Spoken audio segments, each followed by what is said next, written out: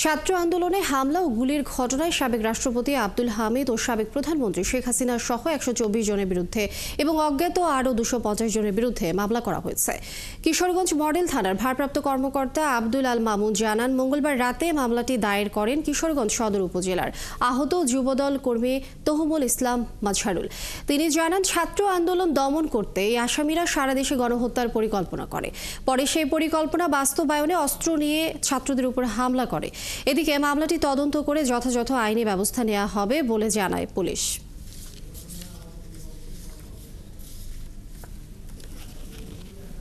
৪ August আহত হয়। আহত হওয়ার প্রেক্ষিতে সে গত 14 তারিখে 14/1/2025 তারিখে একটি এজাহার দায় করে।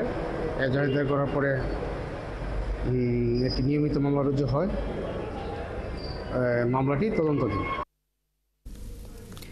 কিশোরগঞ্জে ছাত্র আন্দোলনে হামলা ও গুলির ঘটনায় সাবেক রাষ্ট্রপতি আব্দুল হামিদ ও সাবেক প্রধানমন্ত্রী শেখ হাসিনা সহ ১২৪ জনের বিরুদ্ধে মামলা করেছেন আহত যুবদল কর্মী। এই মামলা নিয়ে আরও তথ্য জানবো। দর্শক, আমাদের সাথে এই মুহূর্তে সরাসরি যুক্ত হচ্ছেন সহকর্মী সালেক হোসেন রনি। রনি, এতদিন পর কেন মামলা হলো আসলে, আর এই নিয়ে মামলার বাদী কি বলছেন? এছাড়া আসামিদের গ্রেপ্তারের বিষয় নিয়ে পুলিশই বা কি বলছেন?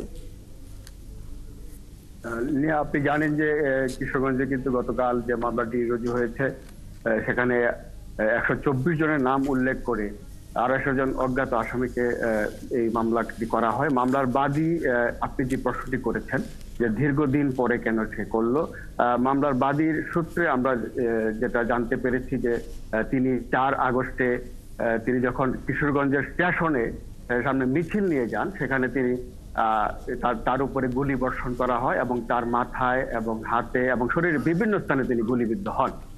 যার কারণে তিনি চিকিৎসা নিচ্ছিলেন কিশোরগঞ্জের বিভিন্ন হসপিটালে এবং সেই সাথে ঢাকায় বিএসএমইউতে তিনি চিকিৎসাধীন অবস্থায় ছিলেন।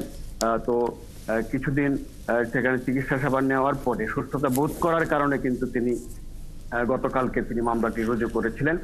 বাদীর সাথে যতটুকু আমরা কথা বলে জানতে পেরেছি যে তিনি মামলাটা দেরি হয়েছে এই কারণেই তিনি চিকিৎসা সেবায় ব্যস্ত ছিলেন, চিকিৎসায় নিচ্ছিলেন তিনি চিকিৎসা। আর পুলিশের ভাষ্য মতে তিনি মামলা নিয়মিত মামলা হিসেবে এটা গ্রহণ করা হয়েছে এবং তাদেরকে ধরার জন্য, আসামিদেরকে ধরার জন্য তারা অনুসন্ধান তদন্ত করছেন এবং তারা মামলার যে বাকি প্রক্রিয়াগুলো সেগুলো সম্পন্ন করবে। গ্রেপ্তারের বিষয়েও তারা তদন্তাধীন মামলার অবস্থায় আছে, এটি আমাদেরকে পুলিশ আসলে জানিয়েছে।